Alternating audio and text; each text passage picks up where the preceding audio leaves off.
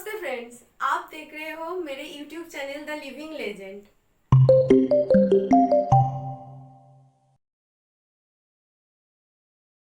1906 में उनको कांग्रेस ने गोपाल कृष्ण के साथ गए शिष्टमंडल का सदस्य बनाया। संगठन में उनके बढ़ते कद का ये परिचायक बनी। कांग्रेस में उनके विचारों के कारण उथक-पथक प्रारंभ हुए। ये बाल गंगाधर तिलक और बिपिन चंद्र पाल के अलावा तीसरे नेता थे जो कांग्रेस को अंग्रेजों की पिछलग्गू संस्था को भूमिका से ऊपर उठाना चाहते थे। में अंग्रेज सरकार की खिलाफत की वजह से वो ब्रिटिश सरकार की नज़रों में अकड़ने लग गए। ब्रिटिशर्स चाहते थे कि उन्हें कांग्रेस से अलग कर दिया जाए, लेकिन उनका कद और लोकप्रियता देखते हुए ये करना आसान नहीं था। 1907 में लाला लाजपत राय के नेतृत्व में किसानों ने अंग्रेज सरकार के खिलाफ आंदोलन शुरू कर दिया। अंग्रेज सरकार ऐसे ही मौके के तलाश में थी और उन्होंने लाला जी को न सिर्फ गिरफ्तार किया बल्कि उन्हें देश निकाला देते हुए बर्मा के मंडल जेल में कैद कर दिया गया। लेकिन सरकार का ये दाव उल्टा पड़ गया और लोग सड़कों पर उतर आए।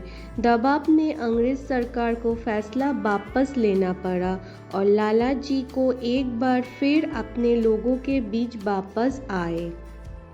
1907 आते आते लाला जी के विचारों से कांग्रेस का एक धड़ा पूरी तरह असहमत दिखने लगा था। लाला जी को उस गरम दल का हिस्सा माना जाने लगा था जो अंग्रेज सरकार से लड़कर पूर्ण स्वराज लेना चाहती थी। इस पूर्ण स्वराज को अमेरिकी स्वतंत्रता संग्राम और प्रथम विश्व युद्ध से बल मिला और लाला जी भारत में एनी बेसेंट के साथ होम रूल के मुख्य वक्ता बनकर सामने आए। जालियानवाला हत्याकांड में उनमें अंग्रेज सरकार के खिलाफ और ज़्यादा असंतोष भर दिया। इसी बीच कांग्रेस में महात्मा गांधी का प्रादुर्भाव हो चुका था और अंतर्राष्ट्रीय पटल पर गांधी स्थापित हो चुके थे। 1920 में गांधी द्वारा चलाए गए असहयोग आंदोलन में उन्होंने बढ़ चढ़ कर हिस्सा लिया। उन्हें गिरफ्तार कर लिया गया, लेकिन तबीयत बिगड़ जाने पर उन्हें रिहा कर दिया गया। इसी बीच उनके संबंध लगातार कांग्रेस से बिगड़ते रहे और 1924 में उन्होंने कांग्रेस छोड़कर स्वराज पार्टी में शामिल हुए और केंद्रीय असेंबली के सदस्य चुने गए। यहाँ भी जल्द ही उनका मन उतर गया और उन्होंने नेशनलिस्ट पार्टी का गठन किया और एक बार फिर असेंबली का हिस्सा बने। आज़ादी की लड़ाई एक बड़ा वाक़या उस वक्त घटित हुआ जब भारतीयों से बात करने आए साइमन कमीशन का विरोध का फैसला गांधी द्वारा लिया गया। साइमन कमीशन जहां भी गया वहां साइमन गो बैक के नारे बुलंद हुए। 30 अक्टूबर 1928 को जब कमीशन लाहौर पहुंचा तो लाला लाजपत राय के नेतृत्व में एक दल शांतिपूर्वक साइमन गो बैक के नारे लगाता हुआ अपना विरोध दर्ज करवा रहा था।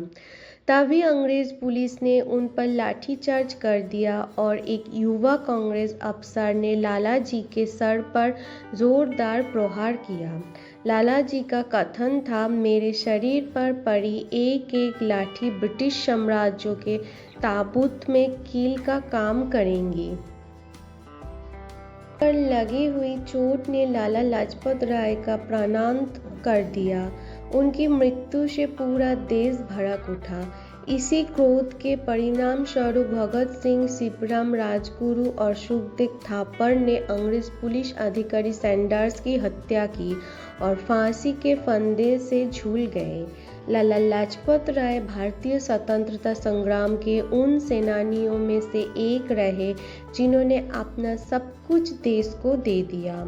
उनका जीवन ढेर सारे कष्टों और संघर्ष को महागाथा है जिसे आने वाली पीढ़ियां युगों तक कथत सुनती रहेगी।